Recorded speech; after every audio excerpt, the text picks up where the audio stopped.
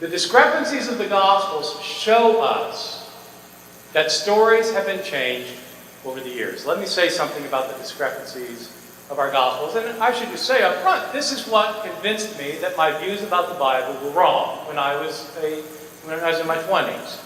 When I was diligently studying the New Testament Gospels in the original Greek, I started finding discrepancies. I knew people had said that. I didn't believe it because it was just a bunch of liberals saying these things. So I didn't believe them. But then I started studying. I started realizing there are discrepancies. And once you realize that there, you start finding them. Lots of them. There are important differences among our Gospels that cannot be reconciled with one another.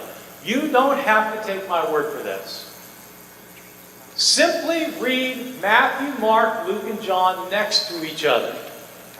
The problem is when we read the New Testament, we tend to read all of Matthew. We go from the beginning to the end. It's about the life and death of Jesus. It's the Gospel, life and death of Jesus. Then you read Mark, and it sounds like Matthew, life and death of Jesus.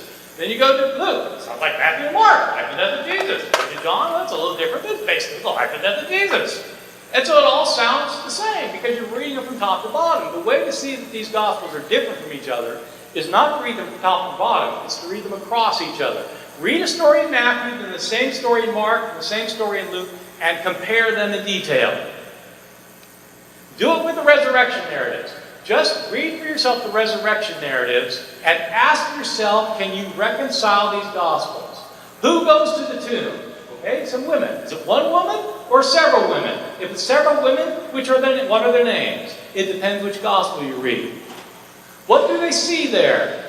Do they see a man there, or two men there, or do they see an angel there? Depends which Gospel you read. Was the stone already rolled away from the tomb before they got there, or after they got there? Depends which Gospel that you read.